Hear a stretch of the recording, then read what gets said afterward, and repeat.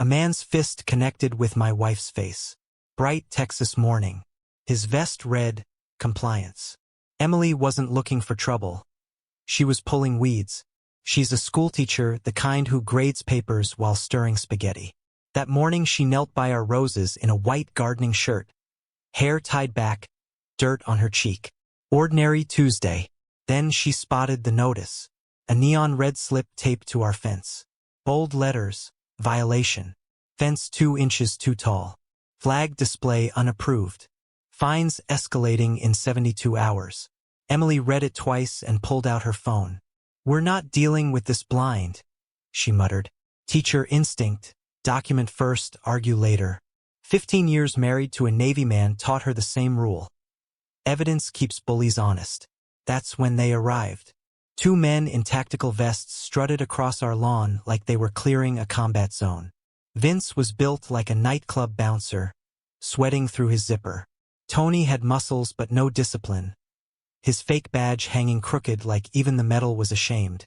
Ma'am, stop recording enforcement action immediately, Vince barked. His voice aimed for command but landed somewhere between mall cop and karaoke tough guy. Emily didn't flinch. She'd stared down 6th graders with more authority. Phone steady, voice calm. This is my property. You're on camera.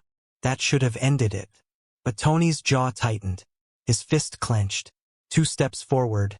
Then he swung. The punch cracked across the cul-de-sac like a gunshot. Emily's head snapped sideways, phone spinning into the grass. The screen shattered but kept recording, lens catching everything. She stumbled, hand flying to her cheek. Red bloomed across her face. Blood glistened at the corner of her mouth. She didn't cry, didn't scream, just stared in shock. Who expects to get punched over a fence notice? The neighborhood froze. Curtains twitched. Mrs. Rodriguez's garden hose went limp. A dog barked and stopped mid-howl. Everyone knew something had crossed a line. Something inside me snapped. 15 years of marriage, 3 combat deployments, and I'd never seen Emily hurt like that. The fury that tore through me was white-hot but steady. The kind of rage that doesn't shake hands. It breaks them. The screen door slammed behind me. That single sound turned heads. I didn't wear a uniform anymore, just a faded Marine Corps t-shirt, jeans, bare feet on the porch. But posture is its own weapon. Weight balanced, shoulders square, breathing controlled. The air itself seemed to change. The 2 men stiffened, swagger evaporating like morning dew. I'm a Navy SEAL, I said evenly. Not shouting, just fact. You just assaulted my wife. Bad decision, Vince sneered. But I caught it, the flicker of doubt. Tony's fists wavered. My voice shifted to the tone I'd used overseas. The one that stopped armed men in their tracks. Calm, cold, final. Stand down. Hands where I can see them. Last warning. The command hung in the hot air like a drawn blade. Instead of surrender, Vince lowered his head and charged. He came like a linebacker chasing glory. No strategy, no control, just raw speed and the fantasy that bulk equals power. Pivoted left. Years of drills made it automatic. His shoulder missed by a mile. Momentum carried him forward, boots tangling on the porch step. The next sound was sickening. Face colliding with the wooden riser, followed by a howl.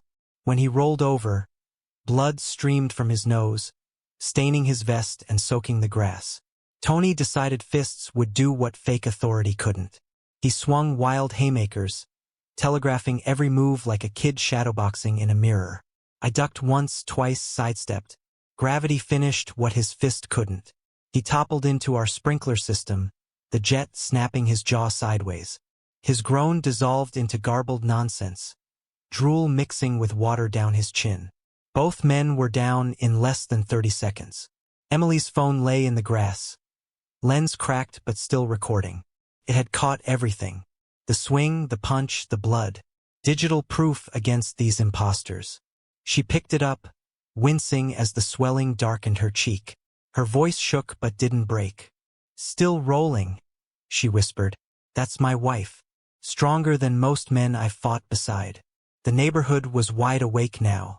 Agnes peered from behind lace curtains, iPad in hand, filming. Carl from next door leaned on his wrench, staring. Mrs. Rodriguez stood frozen with her watering can, eyes wide. The scene had transformed from backyard squabble to courtroom evidence. Vince groaned, clutching his face. "You broke my nose." His voice cracked high. The vest zipper finally burst, revealing a t-shirt, "World's Greatest Dad." The irony stung harder than my punch. Tony mumbled something about "under arrest," but his dislocated jaw turned it to slush. He looked less like a tough guy and more like a toddler who'd bitten his tongue. I didn't gloat, didn't strike again, just pulled out my phone and called 911. "This is Jack Harper at 2147 Magnolia Drive. I need law enforcement and EMS. 2 men assaulted my wife on private property. Both require medical attention. Because that's what adults do, even when idiots play soldier on your lawn." As I hung up, something caught my eye. Vince's phone in the grass, screen glowing. A text notification pulsed across the cracked display. Asterisk boss lady. Use force if needed. J asterisk timestamp. 2 minutes before the assault. Emily leaned closer, her camera catching the evidence. Her swollen cheek trembled, but her eyes gleamed sharp. "Got it," she whispered. Sirens wailed in the distance, growing louder. Neighbors whispered, eyes darting from the bleeding enforcers to the phone in my hand. My jaw tightened. Whoever Jay was, this wasn't random. Someone had ordered this. Someone thought assaulting my wife over fence height was strategy. Emily's fingers brushed mine. "That's our first lead." I nodded, and for the first time since the punch landed, a cold smile spread across my face. This wasn't about fence violations anymore. This was war. By the time sirens cut through our street, Magnolia Drive didn't look like a neighborhood. It looked like a battlefield. Vince was curled on the grass, groaning through the blood soaking his vest. Tony sat against the sprinkler post, jaw askew, muttering half-words through a stream of drool. Water arced behind him, glittering in the Texas sun like some cruel backdrop. Emily kept her phone steady, filming everything.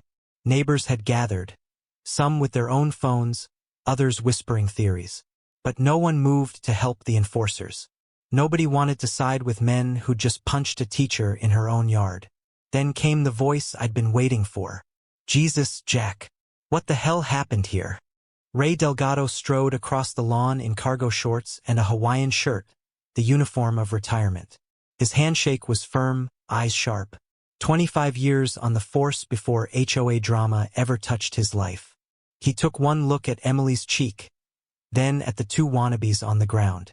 "These idiots leave more evidence than a bank robber with a hangover." I handed him Vince's phone. The text still glowed. Asterisk boss lady. Use force if needed.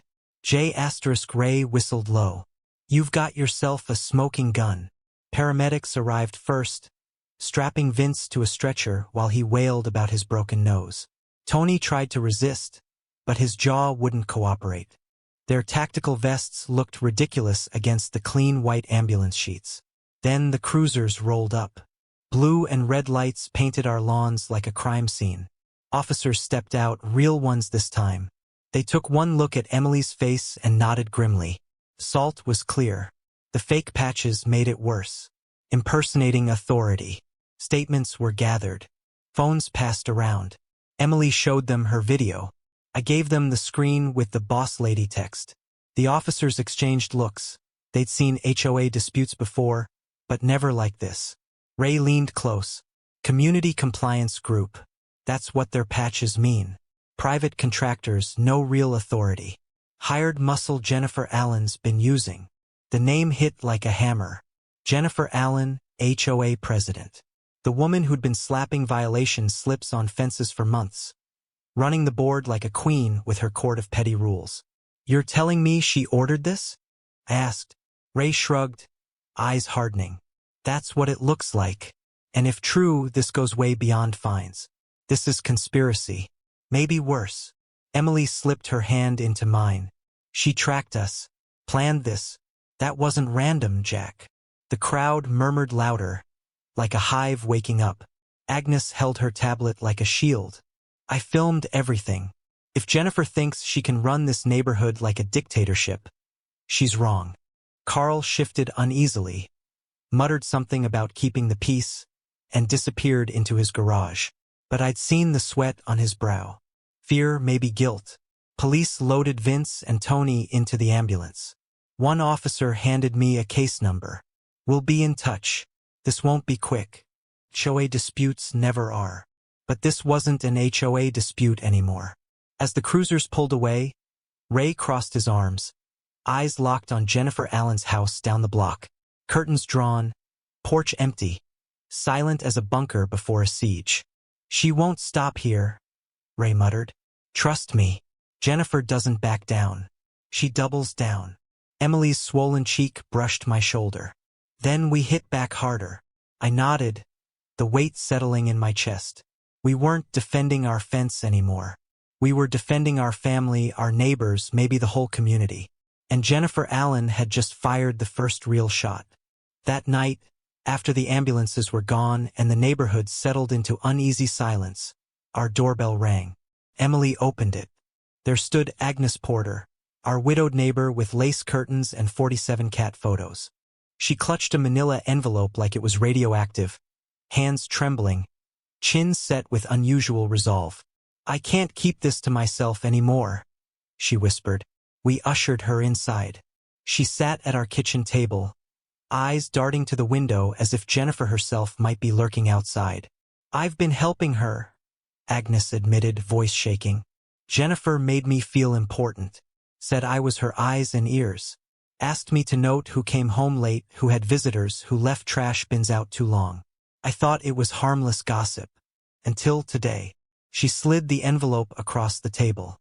Inside, dozens of photos of pages from a black composition notebook, each captured on her phone. Dates, addresses, dollar amounts, personal notes in Jennifer's neat looping script. Emily spread them out. My stomach turned cold. Each page was meticulous. Columns labeled name, violation, amount, leverage. Beside each entry were details no HOA should ever have. Mrs. Chan, purple mailbox, $500, recent divorce filing. Rodriguez family, flag height, $300, custody battle ongoing. Delgado, barking dog, $75, retired cop, limited income, leverage low. And the one that hit hardest, Mitchell, Carl, deck permit plus late fees equals $2,500. Lien filed, high compliance potential. I looked at Emily.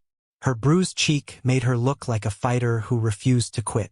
She's not managing a neighborhood. She's running an intelligence operation. Agnes nodded miserably. She called it her control system, said every community needs pressure points to keep order. She made me believe it was for stability, but it was always about control. Ray arrived just in time to see the spread of papers. He scanned one page, whistled low. "This isn't HOA management. This is racketeering. She's tracking vulnerabilities like a mob boss." I clenched my fists. "And she ordered those thugs to punch my wife." Emily touched my arm. "We've got proof now, Jack. Hard proof." Agnes's voice cracked as tears welled. "I didn't know she'd go this far, I swear. But after today, I couldn't live with myself if I stayed quiet." I leaned forward, tone softer. "You did the right thing, Agnes. This changes everything." But Ray wasn't smiling. He tapped the final page. The handwriting was different, sharper, more aggressive.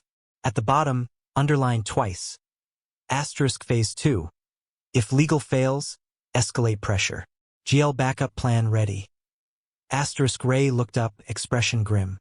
She's not acting alone. Someone else is in this with her. And from the looks of it, they've already planned the next step. The kitchen went silent except for the hum of the fridge. Emily stared at phase 2 like a death sentence.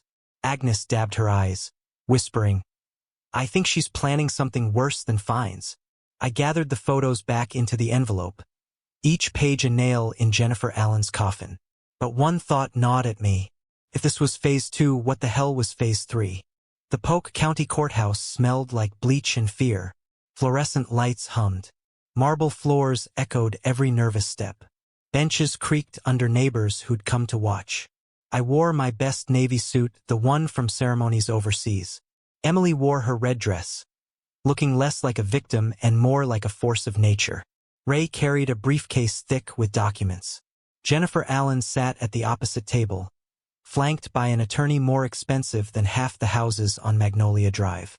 She didn't glance our way, just whispered, scribbled, and smirked like the outcome was already written. Then Carl Mitchell walked through the door. For a split second, I thought he'd sit with us or at least in the neutral gallery. But no. He walked straight to Jennifer's side, slid into the front row, and kept his eyes glued to the floor. The neighbors murmured. Betrayal has a sound, the sharp intake of breath when trust collapses. When Carl was sworn in, his hands shook so badly the bailiff steadied the Bible for him. He didn't look at me or Emily, just stared past us. "Your Honor," he began, voice wavering but rehearsed. "Jack Harper threatened me and my family. Said if I didn't stand up for him, he'd give me the same treatment he gave those enforcement officers."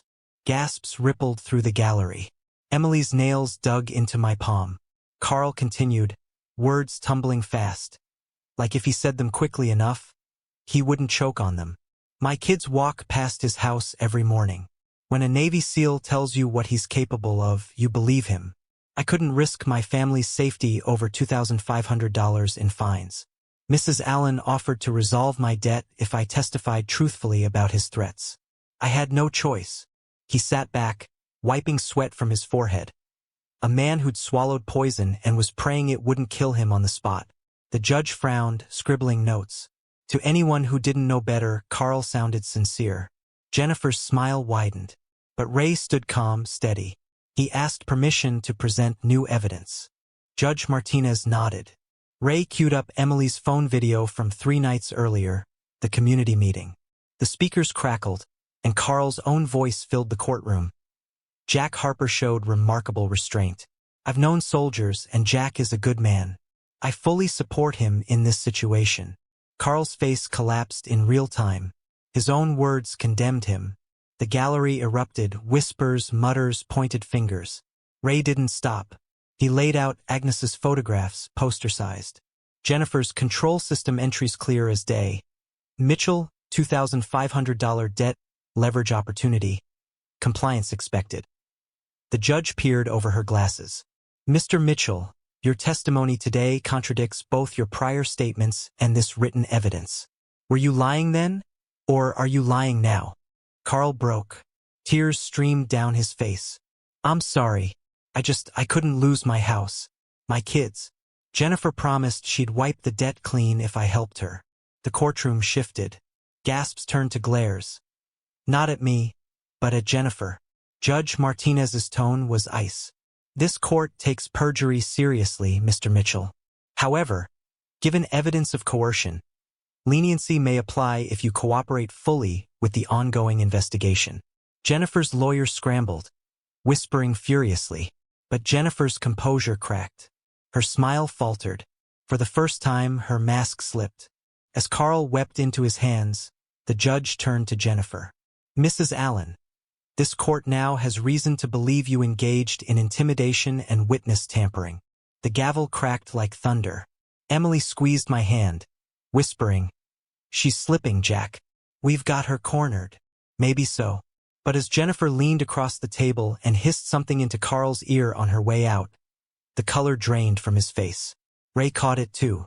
He muttered low, "She's still got something on him, worse than money." And I knew the fight was far from over. The morning after court, the air in our kitchen felt heavier than Texas humidity. Emily's cheek was still swollen, but she moved with that stubborn grace of a teacher who refuses to let pain dictate her day.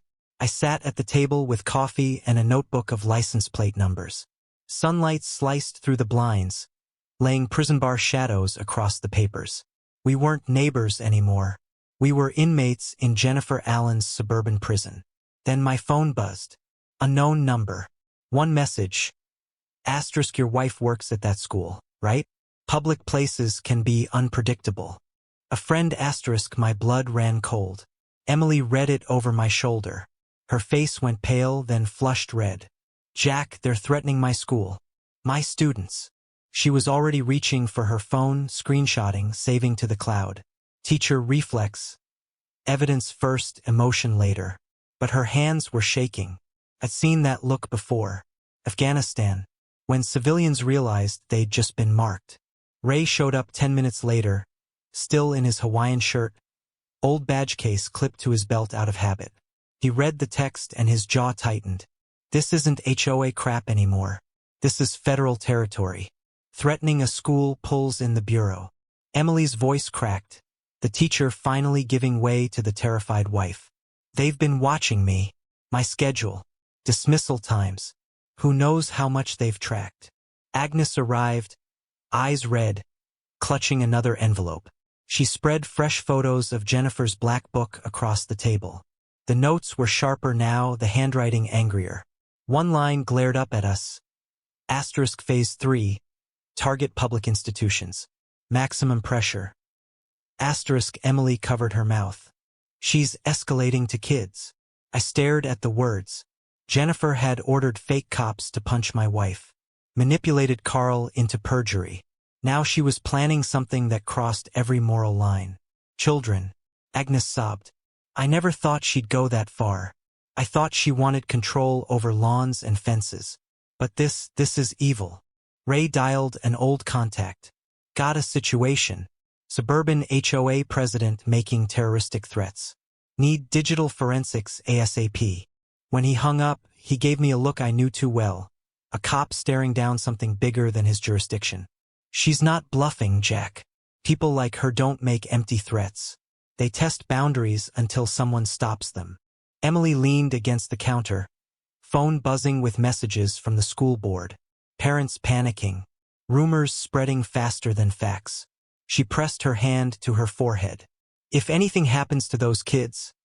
I cut her off, voice steel. Nothing will happen. Not while I'm breathing. But even as I said it, doubt crept in. Jennifer's black book wasn't just notes, it was intel. Names, routines, leverage points.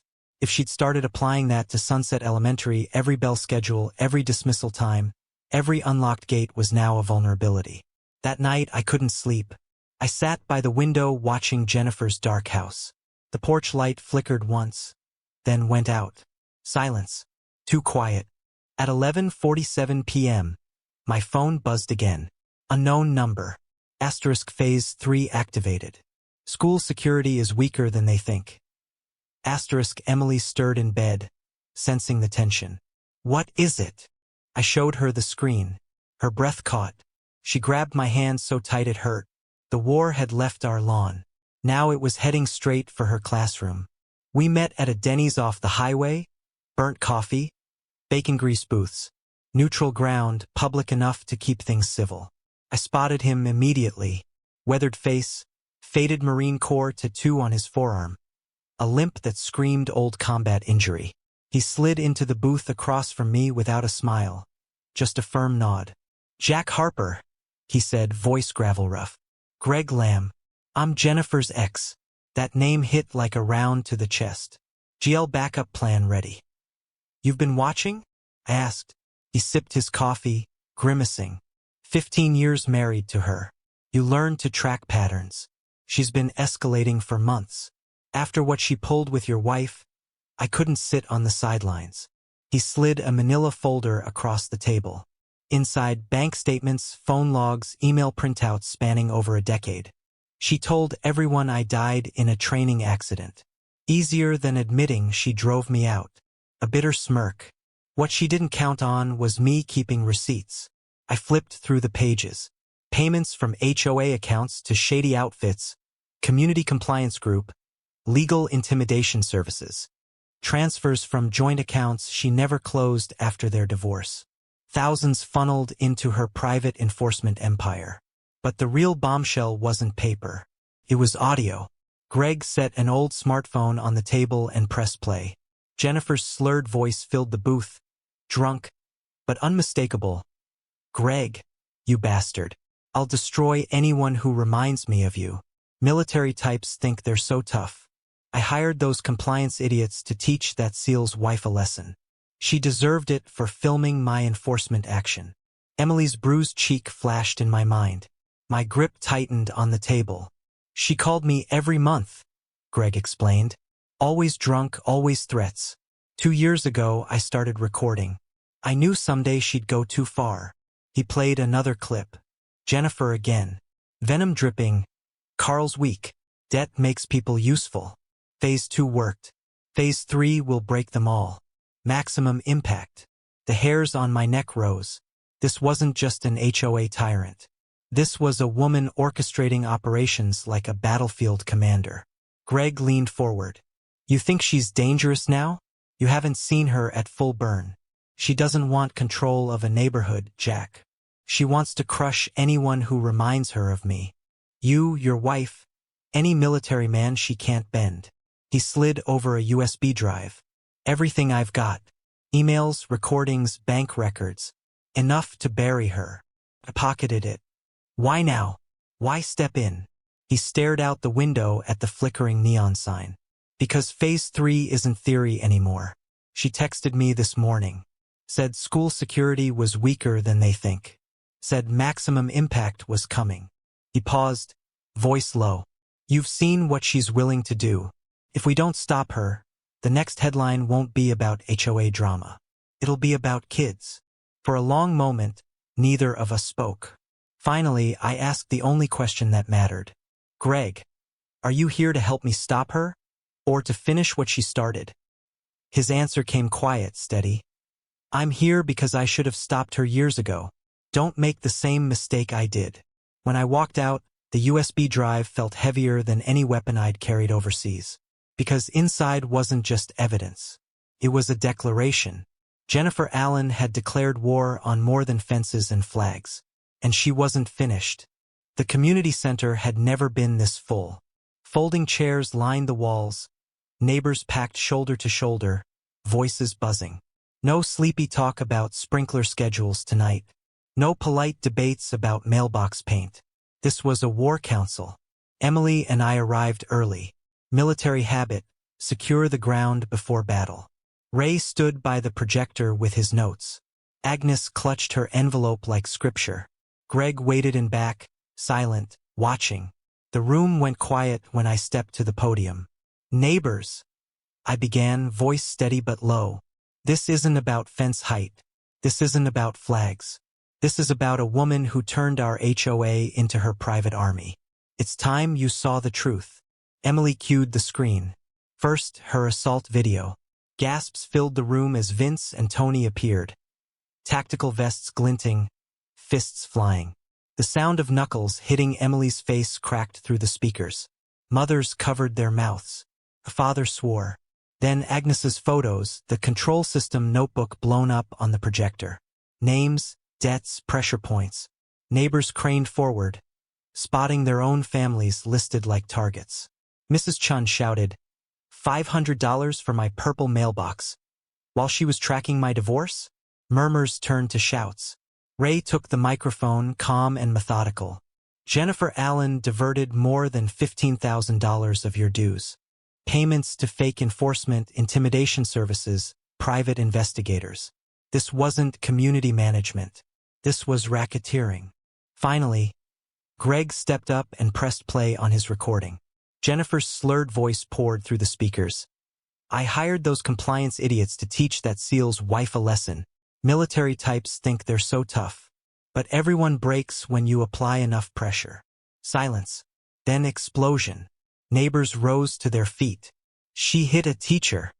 She threatened kids. She stole our money. At the front row, Mrs. Patterson, the quiet vice president, banged the gavel like a drill sergeant. Order.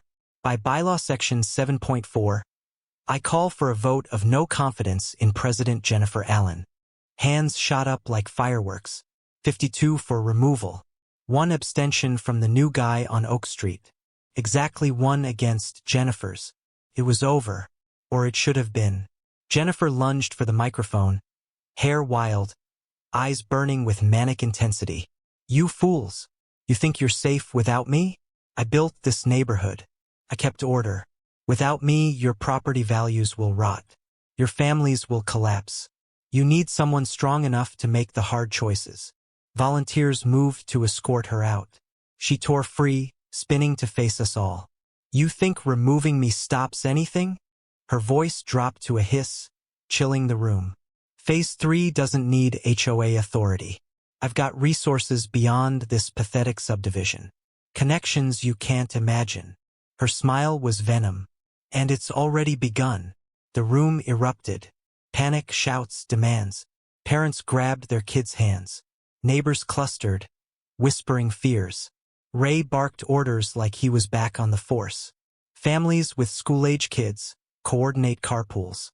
Check your locks. No one walks alone at dismissal. We treat this like an active threat until proven otherwise." Mrs. Patterson tried to restore order. "Per bylaws, the board must appoint an interim president immediately. I nominate Jack Harper." Hands flew up, unanimous this time. The gavel slammed. Jack Harper is interim president. Agnes Porter, community liaison. Ray Delgado, security coordinator. Applause thundered, but under it ran a current of dread. Because Jennifer wasn't bluffing, her eyes said so. As the crowd spilled into the parking lot, my phone buzzed again. "Unknown number. Asterisk, your wife teaches at Sunset Elementary, right? Kids are so vulnerable at 3:15 dismissal." A friend asterisk, my blood froze. Emily saw it too. Her hand clamped around mine. Jennifer's phase 3 wasn't a threat on the horizon. It was already here. The text glowed like a live grenade. "Kids are so vulnerable at 3:15 dismissal." Emily's face drained of color. "Jack, they know my schedule. They know the kids. I'd faced mortars in Kandahar, ambushes in Helmand. But nothing chilled me like this because insurgents came for soldiers. Jennifer was aiming at children. Ray was already dialing his old precinct. This isn't HOA business anymore. We've got terroristic threats tied to a school. I need federal ears on this fast." Agnes hovered nearby, wringing her hands. "She can't. She wouldn't. Not children." But the tears in her eyes said she believed it. I pulled Emily close. "We lock this down. Every message, every photo, every recording. Straight to law enforcement." By noon, squad cars were crawling our neighborhood. Officers interviewed families, pulled copies of Agnes's photos, ran digital forensics on my phone. A detective muttered, "Threatening schools? That triggers FBI in 24 hours. Word spread like wildfire. Parents yanked kids out of Sunset Elementary early. Minivans lined the street hours before dismissal. Teachers stood at gates with anxious faces, scanning every stranger twice. Emily tried to stay calm, but I could see her teacher's heart breaking. "They're supposed to feel safe at school, Jack. Now they're looking over their shoulders." That evening, the community center buzzed again. No agenda, just raw fear. Mrs. Patterson banged the gavel but couldn't quiet the room. Ray stepped up, voice sharp. "Listen up. Until this is resolved, we act like a unit. Parents coordinate pickup groups. No kid walks home alone. We rotate watch at the school. No exceptions." Agreement rippled, but fear didn't fade. Greg spoke from the back, cutting through the chaos. "Jennifer's not bluffing. She thrives on leverage. When fear stops working, she escalates. I lived with it for 15 years. He gestured at the frantic room. "This is exactly what she wants." All eyes turned to me. Interim president, husband, veteran, the man whose wife was the target. I stood, scanning the faces of neighbors I'd fought beside in this suburban war. Phase 3 isn't just about my wife. It's about control through terror. We can't give her what she wants. We document everything. We protect each other. And we trust that evidence will bury her in court. For a moment, the room steadied. Fear replaced by resolve. Then my phone buzzed again. "Unknown number.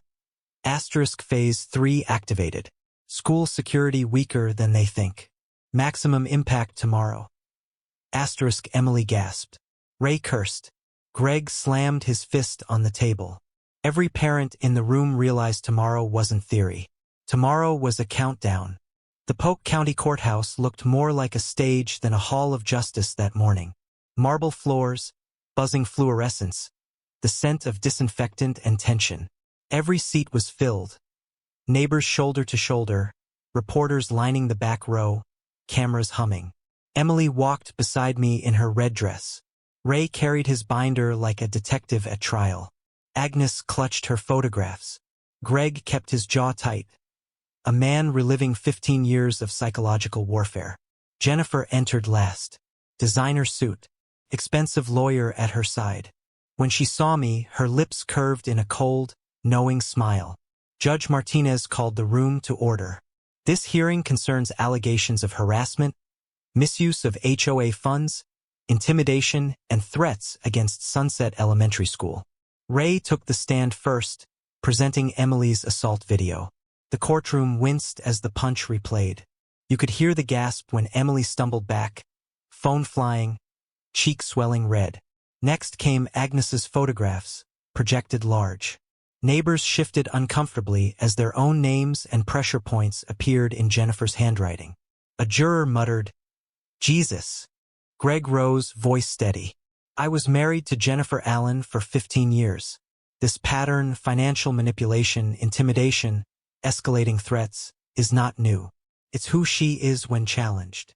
He pressed play on his recording. Jennifer's drunk voice filled the chamber. "I hired those compliance idiots to teach that SEAL's wife a lesson. Military types think they're so tough, but everyone breaks when you apply enough pressure." A reporter dropped his pen. The jury leaned forward. Jennifer's lawyer buried his face in his notes. When Jennifer finally took the stand against her lawyer's advice, her mask slipped. "I did what had to be done. I protected property values. People like Jack Harper think their military service means they're above the rules. He's violent, unstable." Ray cut her off with cold precision. "Ma'am, protecting property values doesn't involve bank transfers to private enforcers. It doesn't involve paying men to punch teachers. And it sure as hell doesn't involve threatening schools." The courtroom murmured agreement. Jennifer's face flushed crimson. Then the bailiff approached the judge with a folded note. Judge Martinez scanned it, expression shifting from neutrality to shock. "Mrs. Allen," she said slowly, "this court has just been informed that the anonymous threat sent to Sunset Elementary has been traced to your personal cell phone." Gasps exploded. Reporters scrambled. Neighbors stared in disbelief. Jennifer shot to her feet. "That's a lie. Someone planted it. Greg set me up." But Greg only shook his head, calm as stone. The gavel slammed. "Order. This court takes terroristic threats extremely seriously. Combined with the evidence presented, this confirms a pattern of escalating harassment and endangerment." Jennifer's composure shattered. She shrieked, lunged against the bailiff's grip, screaming accusations at everyone. "Me. Greg. Even Agnes. You're all conspiring. You'll regret this. You don't know what I'm capable of." The jury didn't flinch.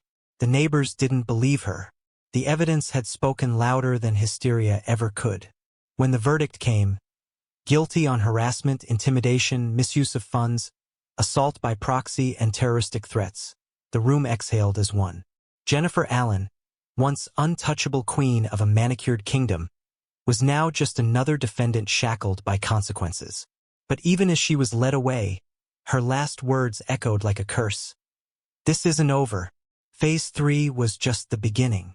The gavel's echo still rang in my ears as the bailiff led Jennifer out in shackles. Her designer heels scraped against the marble, each step a reminder of how far she'd fallen. Judge Martinez's voice carried like thunder. 18 months probation with electronic monitoring. $8,000 in restitution. 200 hours community service. Mandatory mental health evaluation. And a lifetime ban from any homeowner association leadership. The gallery erupted. Some cheered, some cried. Neighbors who once whispered in fear now stood tall, clapping as if a tyrant had been toppled. Reporters rushed for the exits. Emily squeezed my hand. "It's over, Jack. Finally over." I wanted to believe her. Outside, the courthouse steps looked like a festival. Parents hugged kids. Agnes wept as Mrs. Patterson wrapped an arm around her. Even Carl showed up, posture hunched but voice earnest. "I'm sorry. I let fear drive me. But I'll help rebuild if you'll let me." I shook his hand. We start fresh together. That night, our cul-de-sac glowed like the 4th of July. Grills fired up. Kids ran barefoot through sprinklers. Neighbors toasted with cold beer, laughing for the first time in months. Jennifer's shadow had finally lifted. But when the laughter faded and Emily tucked herself under my arm on the porch swing, Ray cleared his throat. His Hawaiian shirt rustled as he shifted. "Jack," he said quietly, "there's something you ought to know." The porch light caught his face, weathered, honest, but with something heavier. "You remember that school threat message?" My chest tightened. "The one traced to Jennifer's phone." Ray nodded slowly. "After she sent that Phase 3 text to Greg, I had access to her confiscated device. I might have forwarded a message from her phone to yours, just to make sure the court saw how far she was willing to go." Silence settled like fog. Emily's eyes widened. "Ray, you mean—" "I didn't fabricate her malice," he cut in quickly. "She was escalating. She did threaten violence. But I nudged the narrative forward. Gave the system no wiggle room to treat her like some overzealous HOA president. They had to see her for what she really was." I leaned back, studying him. Part of me burned with unease. Evidence tampering was a dangerous game. But another part understood this was war by another name. Sometimes you need a push to end the threat. Emily whispered, "So justice was engineered." Ray shook his head. "Justice was protected. She'd already crossed every line. All I did was make sure she couldn't wriggle out through technicalities." I stared at him a long moment, then a slow, grim smile tugged at my mouth. "Remind me never to get on your bad side, Ray." He chuckled, weight easing from his shoulders. "Fair enough." Out on the lawn, Agnes laughed with real friends for the first time in years. Carl helped string up lanterns, seeking redemption. And for the first time in months, I let myself believe this neighborhood might heal. Still, Jennifer's last words haunted me. Phase 3 was just the beginning. Maybe she meant it. Maybe it was bluster. Either way, the fight had shifted. She was gone. The community was free. And if another threat ever came knocking, we'd be ready. Because some neighborhoods don't break. They get stronger. Jennifer Allen's house sat dark for weeks after the verdict. The once pristine lawn grew patchy. The mailbox leaned crooked. For the first time in years, no one received a violation notice. The sold sign went up fast. By the time moving trucks arrived, the neighborhood had already changed. Block parties returned. Kids played tag until sunset without parents scanning for compliance patrols. Agnes baked cookies for half the cul-de-sac. Even Carl, weighed down by past betrayal, began winning back trust by volunteering for every community project. Emily's bruise faded, but her fire didn't. She started leading a parent safety committee at Sunset Elementary. Every dismissal was coordinated like clockwork. No child ever walked home alone. Ray called it the best neighborhood watch this county's ever seen. One evening, flipping burgers at a backyard cookout, I watched neighbors laugh together. Lanterns glowed in the trees. Music floated from a speaker. For the first time in months, it felt like home. Emily leaned against me. "Think we'll ever go back to normal?" Arguments about sprinklers and barking dogs. I kissed her forehead. "Maybe. But at least they'll be honest arguments, not psychological warfare." We both laughed, and for a moment the war felt truly over. But peace never lasts forever. 2 weeks later, a moving truck rolled up to Jennifer's old house. I stood at the curb watching strangers unload heavy boxes. Not furniture, equipment. Security cameras, satellite dishes, tall metal cases with padlocks. The new neighbors weren't chatty. The man wore mirrored sunglasses even at dusk. The woman barked orders at movers like a drill sergeant. On the back of their pickup, a bumper sticker, * private property. Trespassers will be prosecuted. * Emily came up beside me, teacher's intuition bristling. "Jack, they're not just setting up a home. They're fortifying." Across the street, Ray lowered his newspaper, eyes narrowing. "Something's off. That's not standard home security. That's surveillance gear." Agnes whispered, trembling. "Do you think Jennifer sent them?" I didn't answer, but deep down I felt it, the same cold current I'd known in combat. The sense that peace was temporary, fragile, and that a new battle might already be forming. As the sun set over our once quiet subdivision, red recording lights blinked to life across the new neighbor's porch. Watching, waiting, Emily slipped her hand into mine. Her voice was steady, but her grip was tight. "Jack, what if Phase 3 didn't end with Jennifer?" I looked at the glowing cameras, the darkened windows, the shadowy figures moving inside. Some wars don't end. They just change uniforms.